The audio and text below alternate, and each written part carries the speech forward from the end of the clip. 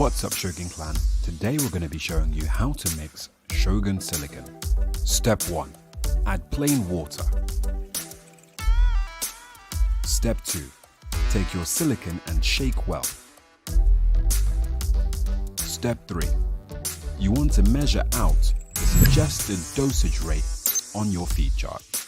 In our case, we needed 4 milliliters of Shogun Silicon for 4 liters of water. Top tip, mix well. Step 4. Check your pH. After adding Shogun Silicon, your pH should rise. Make sure you add pH down until it reaches 7. You want to check the pH after and repeat this process until it reaches a pH of 7.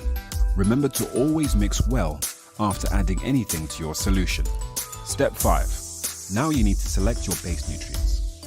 Shake your bottle and add the recommended amount on your feed chart. For the full process, go onto the Shogun website and select a base nutrient product page. Step 6. Your mix is almost done. Now you're just checking the pH and it should be ready to feed to your plants.